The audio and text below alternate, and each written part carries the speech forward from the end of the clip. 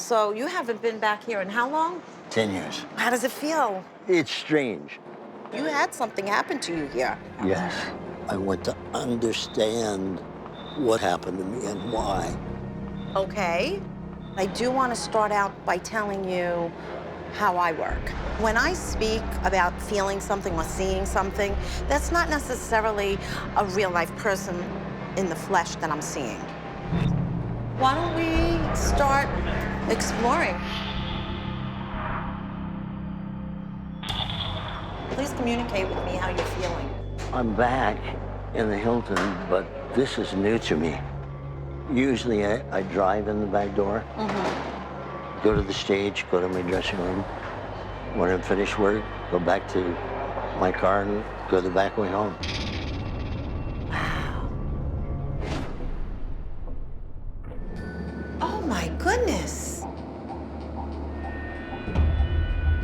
This is the top floor. What would you call this? Like the penthouse suite? There are two on this floor, and one of them belonged originally to Elvis. Oh. And then the other performers who followed, myself included, we would inherit that suite. Okay, so you've stayed in this space before. I did. The manager guy, he's with me very pronounced. Could Sure. we go in? I'm being drawn here by him. I'm sure spent a lot of time in this suite. There we go.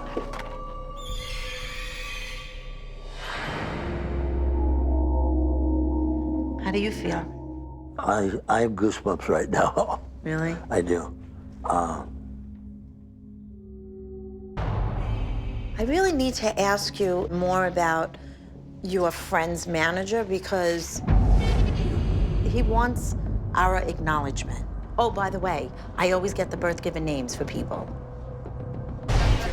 He said his name is Thomas. Yes. He managed the artist who was in the suite, Elvis? Elvis. Colonel So Parker. this... He was very, very controlling. I think the first motion picture they offered Elvis $2 million, and Colonel Parker said, okay, that's okay for my take. Now what are you gonna give Elvis? After Elvis's passing, he said, I'm the only manager in the world that has an artist worth more dead than he was alive. He said that the reason he had to set so many boundaries and make the stakes very high was because he told me Elvis was too much of a softie. Right. And I said to him, are you sure you didn't do that so that you can make more money? And I just kind of got him shrugging his shoulders at me. I think it was probably things like that that aided him privately that he would never admit in those days. I feel like you may have a little bit unfinished business with the Colonel. Yes. When he passed away, I was asked to give the eulogy at this hotel. I was in Chicago performing and got snowed in, and I couldn't get back. And I have always been sorry that I could not do that. You did write this eulogy, didn't you? Yes, I did. That's why I feel like you had this unfinished business. Right. Why don't we see what's down here? Because to me, it's like calling my name. I feel like the Colonel's bringing me on a tour, but at the same time, I can't help but feel that he wants to fix it with you. That's the only reason why he would show up so strongly. And I kind of feel like, in all honesty, is he's coming today to express some regrets he has. There are regrets that he has in the way he handled things. There are. And so he's coming to admit that. And Which is terribly difficult. it is I'm sure for him. for a man like that. Regardless of agreeing or disagreeing, one cannot ignore that he was the most important manager of an artist in that day and time, or maybe ever. But correct me if I'm wrong, this is not where your experience was. No, it wasn't. Can you lead the way and show me where you had this experience? Okay, if we get lost, we get lost. So. That's it. I'd love to see more. We can explore. This way.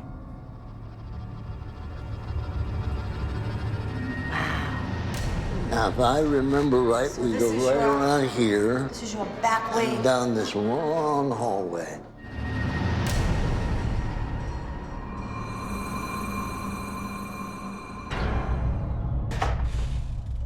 Okay, this is the inner sanctum.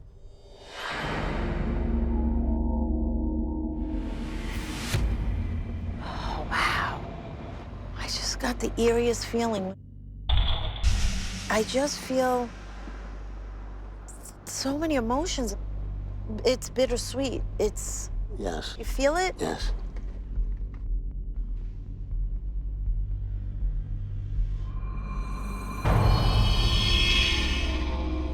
I'm feeling another energy here. I have a feeling that something happened to you right here. This is where you had your experience. Yes. I feel like Elvis has joined us. He's here. He's with me. Tell me about your experience.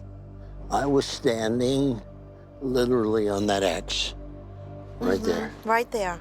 And so I turned, I said, let's try that new medley.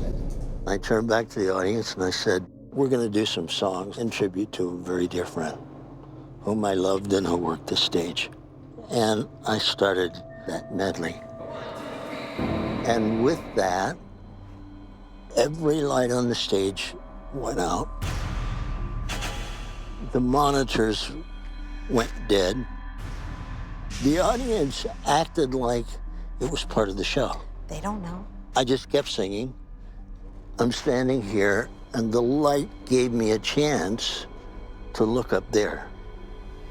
And standing there, backlit, was Elvis. You saw him after he died. Yes, this is incredible. This is what he just said to me. He winked at you. He did. He smiled and winked. You saw the wink? He Yes. asked me to ask you if you saw the wink. Yes. I even feel weird to say Elvis is here in this theater. It feels weird to say that to you. For you, that's your dear friend. Yes, it is.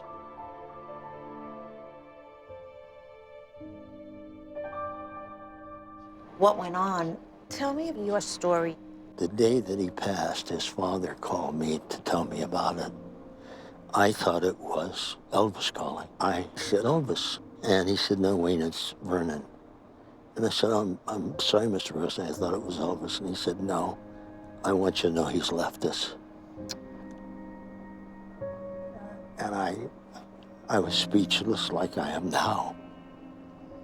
And he said, I know that you mentioned him in your show. And he said, if you would just close with, If I Can Dream, it would be a tribute beyond words. So I did. Wow.